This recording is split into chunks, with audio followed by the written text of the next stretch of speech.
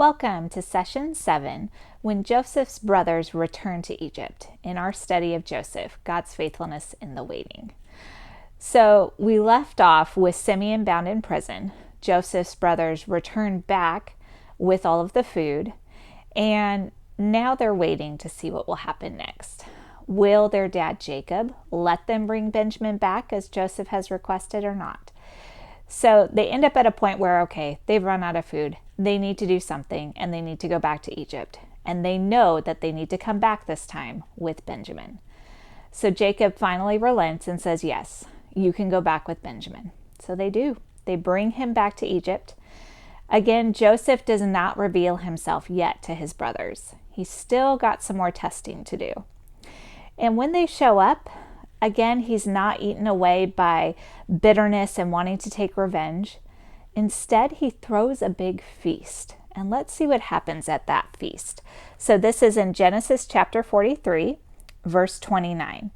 It says, "And he looked about and saw his brother Benjamin, his own mother's son.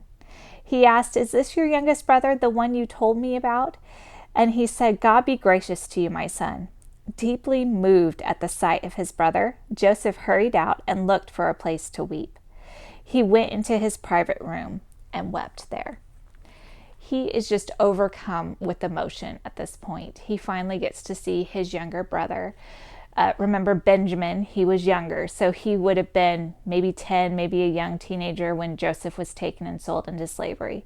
It's been over 20 years since he last saw Benjamin. When I read this, I think about my two boys and their unique connection and their love for each other. My youngest is 5 and my oldest is 12, and they just have a neat brotherly bond.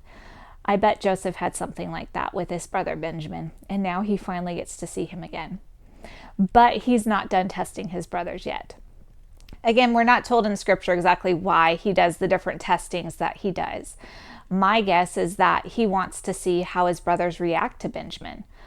Would they sell him into slavery just like they did Joseph? Or has there been a true change in them? Has anything changed? Has their character changed? So he's going to test them again. And then at the end of this session, we're going to kind of wait and see what happens next. Remember, next session is the exciting part when Joseph will finally reveal himself to his brothers. So again, reflect. Is there somebody you need to forgive? Do you need to ask forgiveness from someone else? Have you been eaten away by any bitterness or desire for revenge?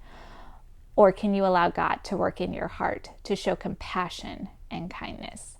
I'm excited for the rest of Joseph's story. It's amazing to look back and to see what he's been through and how he'll look at God after all of this.